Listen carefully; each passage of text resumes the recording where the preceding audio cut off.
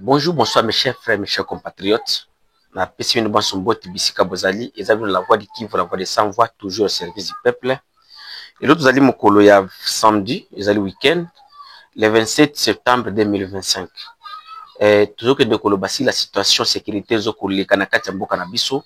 na kati ya République démocratique du Congo. Nous sommes précisément dans la ville d'Uvira, dans la province du Sud Kivu. Ville d'Uvira, c'est la capitale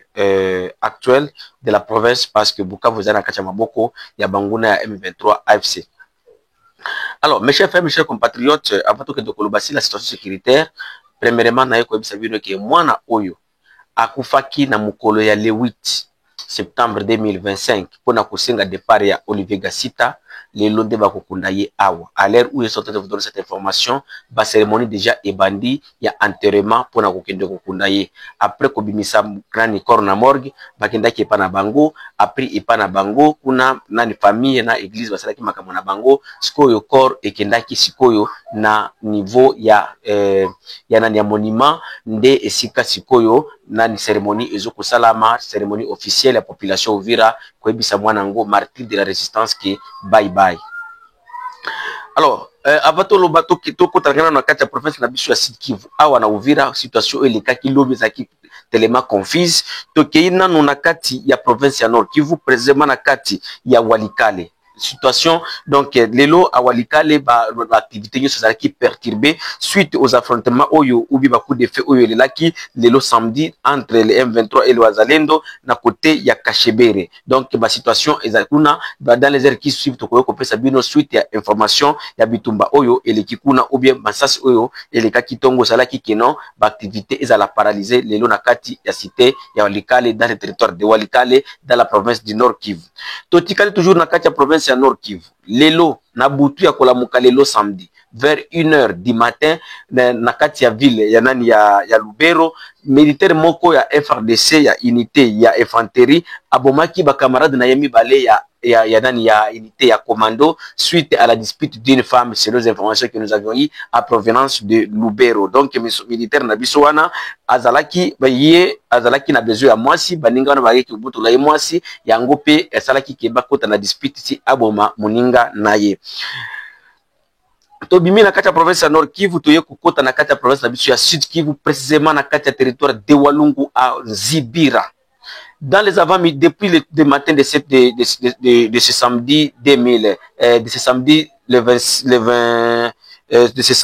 27 septembre 2025, le bombardement, il y a nani avion de chasse, il y a FRDC, na ba drone militaire, oyo, il y a type ya CH-4, ba bombarda qui sous la position AFC M23 na kati ya cité Yanzubira. Comme vous le savez, lobby Zibira kokukisa une semaine depuis que ekuya na kati ya maboko ya M23 AFC. Et puis na mukolo ya jeudi FRDC basalaki lususu bombardement na kati ya cité ya Zibira, mais suite nango lobby samedi nani M23 balobaki keno bino yeko bombarder biso ba progressaki na bakendaki tiko zwa cité ya Luntukulu. Comme vous le savez mes frères, mes chers compatriotes, à chaque fois avion FRDC ou bien avion de chasse ya gouvernement congolais et ça la kaba attaque. Donc il y a une ville ou bien cité Elinge Ekweya. C'est la même chose qui s'est passé à Goma et Bukavu et jusqu'à Zibira. Donc, vous s'attendre les lobby nango ou bien lundi bokoyoka ndengeni M23 ko kendo kozwa place mususu. Vraiment, je vous dis ça parce que j'ai l'expérience ya oyo elekaka tangu avion ya FRDC et bundaka yango bato bamitunaka. Il y a des gens qui sont toujours posés des questions. Est-ce que avion eza solo avion ya FRDC et kendaka kobeta position ya ennemi to kendaka kobeta na nzamba? Donc kenda kobeta na nzambe bwaki bayeko komakaka non to salaki ba attaque. Mais je vous dis que non, la cité de Zibira ezalaki victime de bombardement lelo tongo ya FRDC, mais dans le but que non ba M23 ba bimi na kati ya Zibira ba M23 ba toujours na kati ya Zibira bazana bango na ba civil place wana, mais FRDC nde bayaki ka kosala ba attaque. Donc, jusqu'à présent, cité Yanzibira est toujours sous contrôle de la AFC M23 sous la direction du général de brigade Biamungu Maeshe Bernard. Nde mutu azali ko azali na kati ya cité Yanzibira. tobimi na kati ya Zubira bandeko balandi bana mboka Kongo toye kokuta na kati ya ville na biso awa ya Uvira lobi pokwa situation ezalaki telema confuse na kati ya nani ya quartier na Kyoya akasenga bayebi kasenga bayebi très bien na kati ya nani quartier na Kyoya akasenga likolo ya antenne ya Tigo ba oyo soki omoni kibarabara après kibarabara oyo akasenga ezali antenne ya Tigo likolo nango wana tuzalaka na position moko ya bazalendo ya EPLC oyo ezali kokonzama na ye moko le général Lunyuki. Le général Lunyuki nde oyo azwaka succession après la mort du général nani oyo Rukumeta. Après général Rukumeta kukufa ya EPLC nani Lunyuki nde mutu azwaka nani na ye lobi tokomaki na kati ya réseaux sociaux na biso tango basasa bande kolela des informations liboso toyokaki ezaki keno bazalendo bawe na ba FRDC baweleli mwasi baweleli concubine mais ezalaki eloko wana te lelo la voix de Kivu la voix de sans voix to salaki descente biso moko poto ke totala nini to solola ntoyoka biso moko de bouche à l'oreille na bato oyo babandai ko bunda. Qu'est-ce que les wazalendo nous ont dit? Les problèmes ce n'était pas moi si non. Le problème était que non, ba militaire à FARDC, na 2 jours passés, ba yaki wana na barrière, et pas ya général Lunyuki, ba yaki kote ka arme moko type PKM. Ya donc PKM ça o ya minene, ba muso benga ba magi, mais PKM. Alors ba militaire ba yaki kote ka kusomba kote ka ngo wana keno, bazana eloko akolia te bazo kokufa nzala, bazana mbongo te bateka arme wana po bazwa eloko ya kolia. Comme vous le savez, ravitaillement même et pas ya bazalendo, ezalité. Même ravitaillement et pas bazalendo ezalité sur les plans munitions biloko akolia. Le gouvernement congolais ne fait absolument rien. Je dis bien qu'il ne fait absolument rien. Que non oyo nde stock ya koki koloba que non tout ça la topesi ya bazalendo que ce soit à manger ou bien les munitions ezalité. Alors base FARDC pe bango pe bazo ko souffrir la même chose, tandis que comme vous le savez Uvira c'est la bastion oyo batozo ko lezela te que non à tout moment M23 akoki koya ko envahir ou bien ko attaquer la ville d'Uvira. Mais ba militaire FARDC bakenda ki koteka arme na bango wana ya munene et pas ya bazalendo ya EPLC et pas général Lunyuki. Alors lobby militaire ango kuna ba militaire ango lobby ba yaki no commandement ezo senga biso arme wana bozongisa arme wana balobi to biso koki kozongisa la bino arme wana te biso toteka tosomba kango epa na bino et puis toyebi ke tozo soba biloko ebele o epa na bino ba FARDC. Alors ba FARDC bazaki la besoin ke ba utiliser siko makasi après bango ko zinga ba utiliser makasi de eloko et pour ça qu'il y ait des échanges de tirs. Alors après ba échange de tir wana FARDC dingaki sous ko renforcer boyebi comme vous le savez les wazalendo bazaba na quartier boyebi que non na ndenge tozo bundela awa boye renfort oyi ko bimela boye bakoleka boye bakendaki bakangika ngi banzela wana selon les bilans que nous avons nous de la voix de Kivu la voix de sans voix toujours au service du peuple. C'est 5 morts du côté de FARDC et lobilo yo azwaki bimena bango bakendaki nango. C'est ce que l'information que nous avons eu à partir de la place sur place. 5 morts et il y a des civils qui ont monaki. Alors après 5 morts wana tozuipe 2 morts côté bas civil. Pour 2 morts wana et comme indeni parce que il y a une autre personne aussi Oyakufaki azali habiter à quartier Kavimvira dans la commune de Kavimvira mais ayaki na Kyoya koto yokoya ko visiter famille na ye nde lisasi boyo bal perdu ezwaki tangu sikoyo ba affrontement wana FARDC na bazalendo et pour ça qui parce que bimaki tika senga bazalendo bazo ko repousser ba FARDC ba comité na centre ville ya Mulongwe. Donc amnani na centre ville ya Mulongwe tangu bakomaki na niveau ya avenue au Zaïre tominga ka mususu avenue au Congo ba oyo ba yebi Uvira très bien ba yebi ke soki na lobi avenue au Zaïre donc bazo mona centre ville mobima de ville ya Uvira. Alors tangu bakomaki na avenue au Zaïre un chauffeur ya benani ya bituka oya ben oya otobena ki mwanga ya ben wana. Alors un chauffeur du nom de Baleke azwaki aussi une balle perdue oyo salaki kino batubag memaye tango batanda ko memaye siko na hôpital général de référence d'Uvira pour azoba soin akufaki na kati ya nzela nde yango to jusqu'oyo le bilan officiel donc nanu tozana ngo ezali il y a 2 morts wana 2 personnes oyo 2 civils oyo moko ya Kavimvira na chauffeur oyo Baleke oyo akufaki. Alors donc cause munene ya bitumbango ezalaki kaka eloko wana ya arme ya PKM. Totikali toujours na kati ya Uvira avant tukitoke na kati ya province mususu bandeko na ngai ezaliki information lobby la voix de Kivu la voix de sans voix batu ya OCC office congolais de contrôle ba invité ki biso quelque part dans cette ville pour na kokende ko expliquer biso makambo ezolu koleka na kati ya office na bango ya office congolais de contrôle. Tribalisme oyo ekoti kuna bato ya OCC ici à Uvira, ils accusent les chefs de l'État et l'administration de l'IDPS ya kobanda koya kobimisa batu ya ekolo kaka moko dans nos frères du Grand Kassai koya kosala na Uvira au détriment des autochtones ici. Donc bato ya OCC ba yebisi biso ke la voix de Kivu loba dénoncer eloko oyo parce que tribalisme oyo tozo komona nanu teke no mutu moko azo kuta kuna ke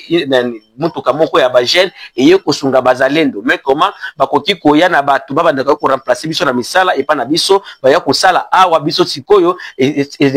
nani congolais nyonso za na droit ya kosala place nyonso oyo alingi. Mais le problème est que bolé ya conduire siko OCC très bien ou bien ko gérer bato nyonso malamu bango bazo ko gérer bato nyonso malamu te jusqu'à ce que il y a les problèmes de prise en charge oyo ya ba agent ya OCC na ndenge esengeli baba ndoko bazwaka bango ou bien na ndenge esengeli bato kozwa bango parce que à l'époque même moi na agent OCC ou bien agent OCC abeli AOCC nde banda kozwa dépense wana mais après avoir banani oyo bazo kosala kobimisa bato na kati ya province ya Grand Kassai koya kosala awa na Uvira na kati ya OCC. Donc mais gestion moko ya munene ekoti na kati ya OCC, ils m'ont même mandaté de dire que non, d'envoyer ces messages auprès du chef de l'État et au gouvernement congolais de le dire que non, le tribalisme ezokobuma mboka. Alors kozwa institution ezala kaka bato moko tribu moko nde ba occuper tribunal moko et que cohésion nationale oyo ba congolais tous na besoin qui tout fondent ensemble. Et nous devons savoir que Uvira c'est une zone opérationnelle. Uvira n'a pas besoin de personnes. Aya kotoyo, aya kosala. L'Uvira a besoin de renforts. Si vous pouvez amener des jeunes comme vous êtes en train de brandir que non, il faut des personnes en place. Si vous pouvez nous amener d'abord les jeunes de l'IDPS à partir de Kinshasa, 2000, 3000, bakuwa avion, bakoma Kalemi, obe Bujumbura kaka awa, bako tabaya kosunga bazalendo, obe bazo kobunda awa, kobunda na M23, et kosala bien makasi kenon, yana batu, baya andoya ko remplacer batu awa, na kati ya OCC, et puis, si c'était que ils allaient mixage, ya ba Congolais de différentes provinces, vraiment, ils allaient bien, et puis, nani, de prise en charge ya ba agent il faut ezala bien parce que ceux qui ont ça la place yeba ki oyo ko sala pour la bénéfice de tous les Congolais oyete ki non pona ko sala po na libumu na yo ou oyo ko bebisa biloko oyo kutaki ke bato déjà babongisa yango. Tolongwe na kati ya province na biso ya province ya Sud Kivu bande konangai oyo balandi la voix de Kivu, la voix de sans voix tokeimba la moko na kati ya province ya Lualaba. Nous avions eu des messages ou des appels à partir de Lualaba na kati ya village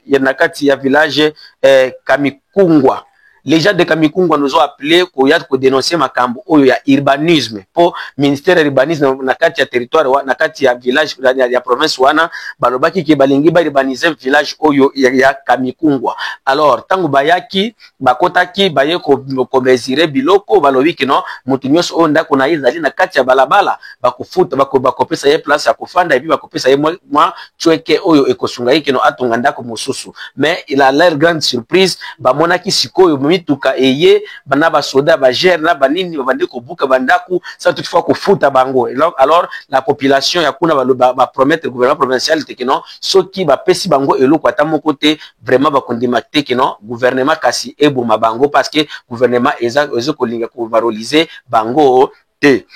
Tokoti toujours na kati ya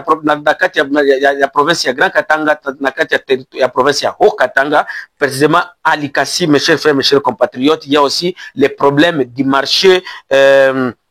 Ezana wenzemoko kuna na kati ya Likasi, comme vous le savez, Likasi est la deuxième ville de la province ya Haut-Katanga qui est constituée par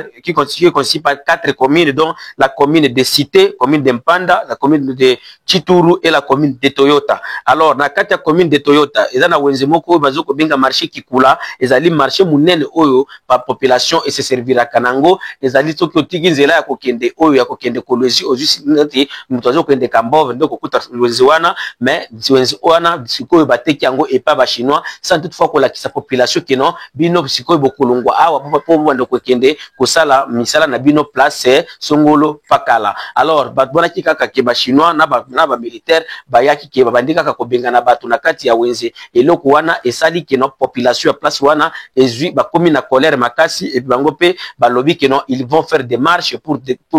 na koloba ke non bandimite décision oyo gouvernement congolais ezwaki sans toutefois kolukela bango esika oyo bato bakoki kobanda kosala commerce na bango. Pour aller finir nous tout toujours na kati ya ville à Likasi, c'est notre point de focal à Likasi a ebisi biso ke non il y a un rapport ebimaki na Likasi de mois de janvier jusqu'au mois d'août le ville à Likasi est enregistré qui plus il y a 809 cas d'accident oyo lekaki na balabala oyo zokota Lubumbashi pona kokende Kolwezi seulement à Likasi. Alors na kati ya bakawana ya 809 cas d'accident il y avait 42 cas mortels, il y avait 88 plus de 88 nani cas de blessures graves et autres 173 blessures légères. Donc na et puis ba cause ya accident oyo ezali excès ya vitesse oyo ba code de la route kuna na Katanga donc bango etali bango te basala bakenda kaka na ndenge bango balingi donc yango population ba dénoncer koloba ke non